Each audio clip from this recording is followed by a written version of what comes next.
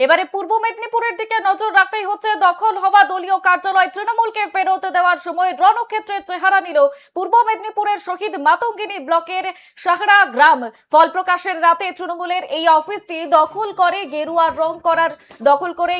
রং করার অভিযোগ উঠেছিল বিজেপির বিরুদ্ধে। বৃহস্পতিবার সকালে পুলিশ এবং দুপক্ষের উপস্থিতিতে চাবি হস্তান্তর করে ভেতরে ঢুকতেই একটি ব্যাগ থেকে উদ্ধার হয় কয়েকশো সরকারি রেশন কার্ড। যেমনটা জানা যাচ্ছে, রেশন চুরির অভিযোগে সড়ক হয়ে হলদিয়া মেচেদা রাজ্য সড়ক অবরোধ করে বিক্ষোভ দেখায় বিজেপি। অফিসটি বাজেয়াপ্ত করার দাবি তোলেন তারা। ঘটনাস্থলে এসে উপস্থিত হয় পুলিশ এবং ঘটনাস্থলে এসে পরিস্থিতি সামাল দেয় কোলাঘাট থানার পুলিশ। যেমনটা আপনাদের জানাচ্ছিলাম, এই মুহূর্তে পূর্ব মেদিনীপুরের দিকে আমাদের নজর রাখতেই হয়েছে, কারণ তৃণমূলের অফিস ফেরত দিতেই বিপত্তি। ভেতরে মিলল শয়ে শয়ে রেশন কার্ড। দখল হওয়া দলীয় কার্যালয় তৃণমূলকে ফেরত দেওয়ার সময় রণক্ষেত্রের চেহারা নিল পূর্ব মেদিনীপুরের শহীদ মাতঙ্গিনী ব্লকের সাহারা গ্রাম। ফল প্রকাশের রাতে তৃণমূলের এই অফিসটি দখল করে গেরুয়া রং করার অভিযোগ উঠেছিল বিজেপির বিরুদ্ধে। বৃহস্পতিবার সকালে পুলিশ এবং দুই পক্ষের উপস্থিতিতে চাবি হস্তান্তর করে ভেতরে ঢুকতেই একটি ব্যাগ থেকে উদ্ধার হয় কয়েকশো সরকারি রেশন কার্ড। রেশন চুরির অভিযোগে সরব হয়ে হলদিয়া মেচেদা রাজ্য সড়ক অবরোধ করে বিক্ষোভ দেখায় বিজেপি। অফিসটি বাজেয়াপ্ত করার দাবি তোলে তারা। ঘটনাস্থলে এসে পরিস্থিতি সামাল দেয় কোলাঘাট থানার পুলিশ।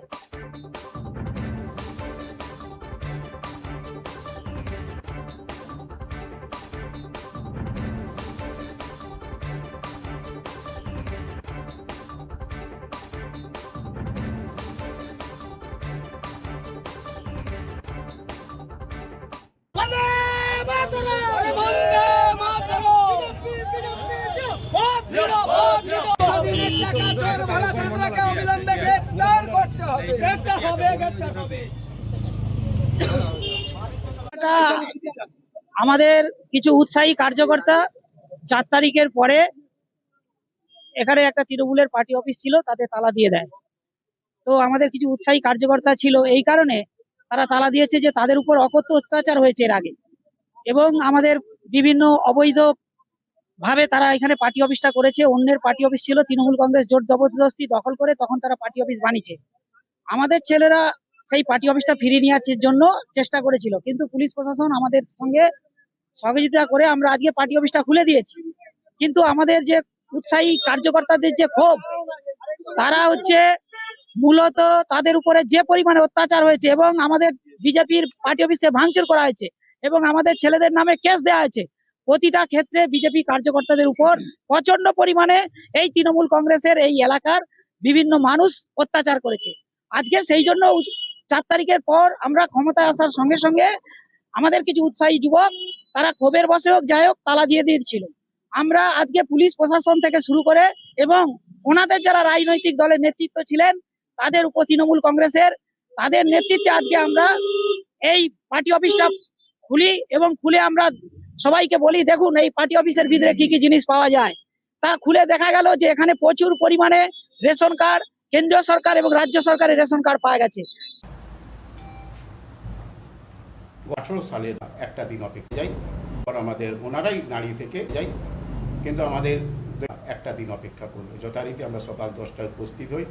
গৌরাচার এবং আমাদের মধুসূদন মণ্ডল উনি উপস্থিত হন। তারপর আমাদের ওনারাই দাঁড়িয়ে থেকে দলীয় পতাকা, বিজেপির দলীয় পতাকা আমরা আমাদের পার্টি অফিস থেকে খুলে নেওয়ার ব্যবস্থা করে। আমরা সবাই, আপনারা উপস্থিত ছিলেন, আপনারাও দেখেছেন। তারপর আমাদের পার্টি অফিসের চাবি আমার হাতে দেয় না এবং গৌরাচার নিজে খুলে দেয় চাবিটি। খোলার পর ভেতরে একটি ট্যাঙ্ক থেকে একটি রেশন কার্ডের একটি ব্যাগে পুরনো 18 সালের রেশন কার্ড, 18 সাল সেখানে উল্লিখিত আছে, সেই কার্ডের একটা ব্যাগ, পুরনো কার্ডের ব্যাগ পাওয়া যায়।